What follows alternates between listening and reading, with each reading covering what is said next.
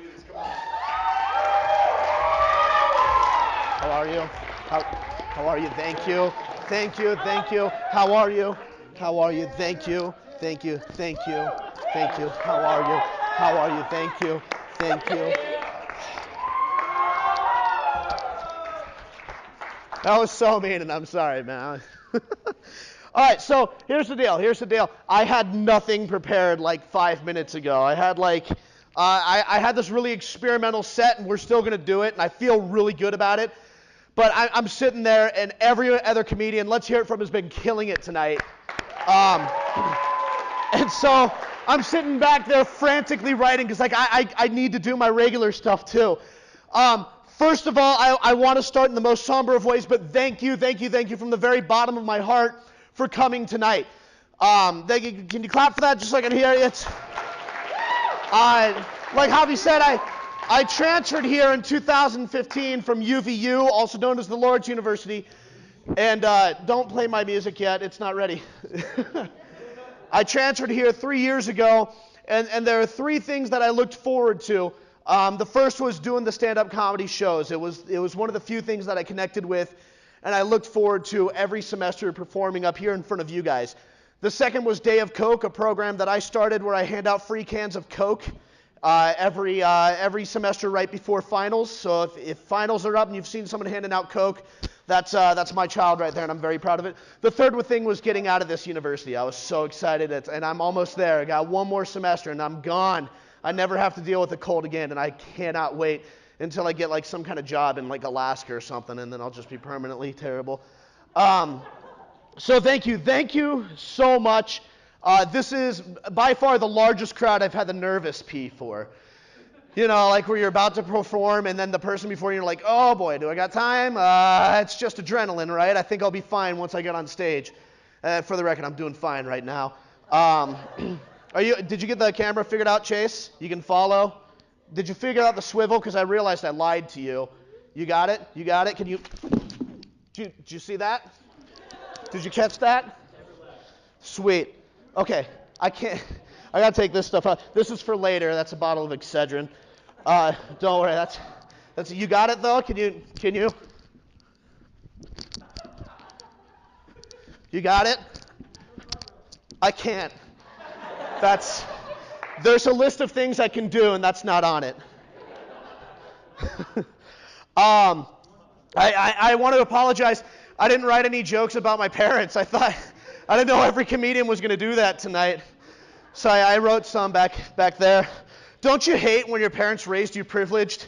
And you're just like, oh, I'm not allowed to say anything in any of these arguments. I'm not. Thanks, Dad. Jeez. Why did you always give me money when I asked for it? Gosh dang it, Dad. My decent car, free tuition. Gosh dang it, man. I love my dad. A lot of you kind of responded well to Patrick's 13 Reasons Why joke, which makes me really proud because I hated that show. Did you know they're going to make a second season? What are they going to do? Bring her back to life and say they're sorry? This show is awful. The show should be called 2 Kinda Good Reasons and 11, like, what were you thinking? The show should be called Everyone Hates Hannah Baker, or whatever her last name was. It's true. You can't tell me you watched that show and you're like, yeah, I like her. She seems cool. No. She shouldn't have killed herself. That's bad. You get help. But, like, that was such a stupid joke. You can look up my name. I've got a whole bit on 13 Reasons Why. I hate that show. I love how many people are here tonight. I love hearing the crowd and the clap. So I'm going to ask you guys to clap for a few things right now. Can I have anyone, if this is their first show, can you clap? First time coming to a Joker's Crew show. All right. So we need to work on retention. Clap if this is your second show that you've come to, second or more. Yeah. Okay. Awesome, good.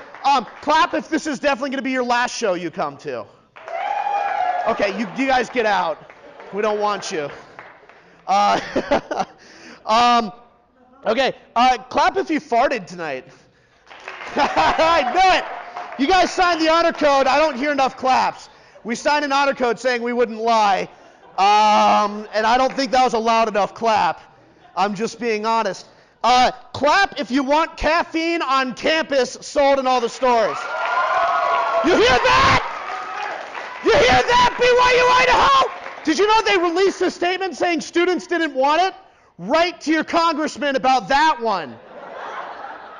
I want caffeine on this campus, and you guys do too. We all got kind of excited, didn't we, when BYU got it? And we're like, oh snap, we're next. But in the back of our mind, we were always like, I don't think so. You know, someone at the higher up at BYU Idaho was like, BYU caved, what pansies. We're now better than BYU. They caved on the shorts. They caved on the man buns. They caved on the caffeine. We're just better than BYU at everything. But it's so not true. You take person A and person B, both with the same resume, except one graduated from BYU, one graduated from BYU Idaho. You know which one's got the better chance. Let's not lie here. I love it here, but let's not lie. Because we signed an honor code. Clap if you've accidentally stayed up all night watching Netflix before. All right, cool. Clap if you watch Netflix as much as a part-time job. All right. Clap if you're depressed. I think there's a connection there. You hear it's about the same, all three. I think there's a connection. I was diagnosed with bipolar depression, true story, which means sometimes I'm sad and sometimes I'm really sad. Don't awe me, I'm fine. Right now. I can't promise later. This is one of my favorite ones.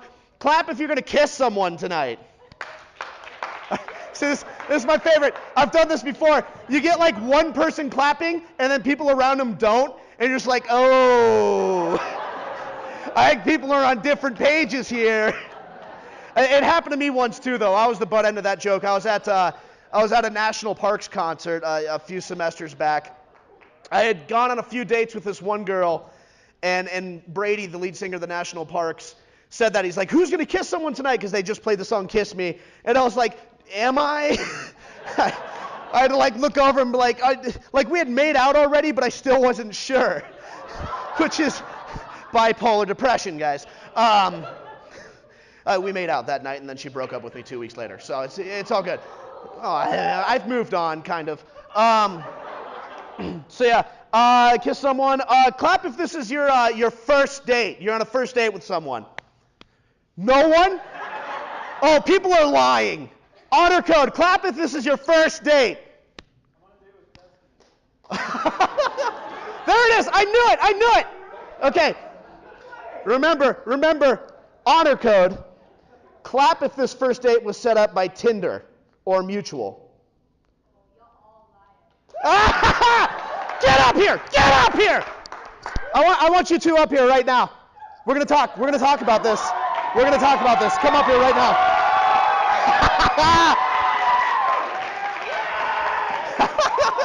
Awesome. Okay, first of all, what's your name? Russell. And Lindsay. I actually do know Lindsay from before. I saw that and I was like, that's a mutual date right there. I planted myself. I was listening. I paid attention to visual cues, awkwardness. Okay, so you don't want people to know this is a mutual date. Okay, don't look at each other. I just want you to, when someone asks how you met, what are you going to say? Oh, crap. Don't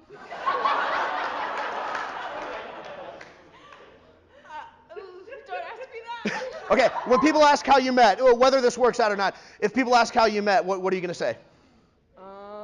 Good question. We just met up at the comedy show. Okay, I like that. No one's going to believe you, but I like it. We met at a BYU Idaho comedy show. You both just went by yourselves and walked out together? Okay, who started the conversation between you two? So on Mutual, Tinder, whatever you use, who said like, hey, or what's up, or who started the messaging? Okay, what was your opening? What was your opener? I said, hey, how are you? Okay, that's a lot of guys clapping. Girls, I just want like this is like a boo, this is like a woo, grade his opener. Okay, 1, 2, 3. Okay. If this doesn't work out, you got to work on that. Okay, you need to do better. Okay, so you swiped up. What were you thinking when you swiped up?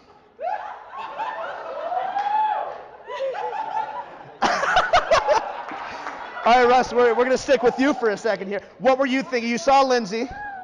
You saw a pretty little face here, and you swiped up. What were you thinking?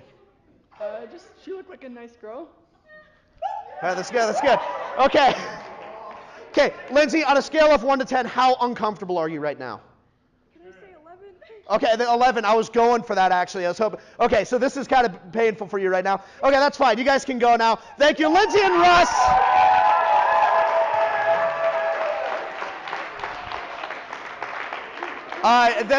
That's not the first time I've brought up people on stage and called them out on first date. It's one of my favorite things to do. I won't do this to you, but I usually ask you if there's going to be a second date. So fun. It's like one of my favorite questions to ask on the spot on the stage. Always makes it super uncomfortable. I love it. It's just so great. Okay, so those are the stuff I wrote down. This next stuff is what I had originally planned to come out with. Don't turn on the projector. So I'm going to walk off the stage, but I'm not done. So you can cheer if you want, but you just know that I'm coming right back out. We can treat it like an encore, I suppose. It'll make me cool, but you guys, it doesn't matter for you. So I'm going to go off stage, and then I'm going to come back on and do this a little bit. It's very experimental, so please clap to make me feel good. And if it's not funny, then your sense of comedy is terrible and you suck. So, okay. Now. Okay, Tanner, go ahead and step in. We just want to get a good look here and see what kind of roles we can fit you in for. Turn to the side, please. Kind of a weird shape, aren't you? Like you're trying to be thin but fat at the same time? It's like a dad bod, but with more mass. Do you work out much? No?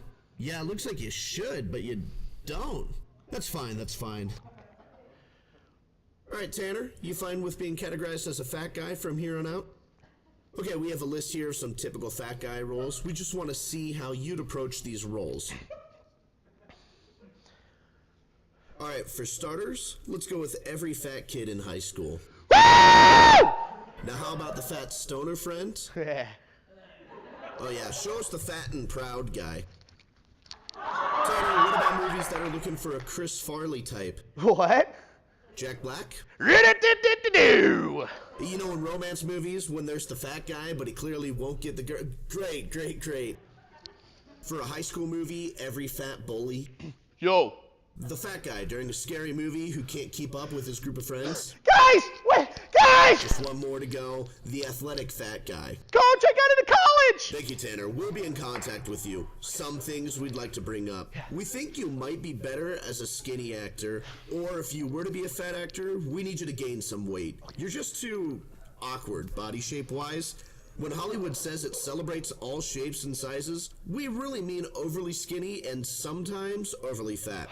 You don't have what we consider an attractive look for screens, so you need to make a decision on what you want to do. The next time we see you, your boobs either need to be gone or have a clear overlap underneath. All right, thank you.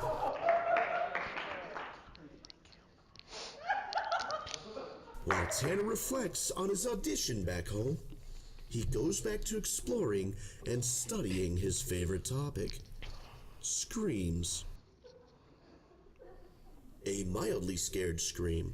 A moderately scared scream. A man falling off a cliff. A man afraid of merry-go-rounds. A man who laughs when he's afraid. And a man who's afraid of when he laughs. The scream where you're never sure if it was an animal or a human. A dehydrated scream. A polite scream. A bottle of Excedrin. This isn't a scream, but it's still very crucial for the study. So what knowledge does a study of screams bring? We're not entirely sure, but we hope it's something useful, because Tanner does this all the time. Thank you very much, guys.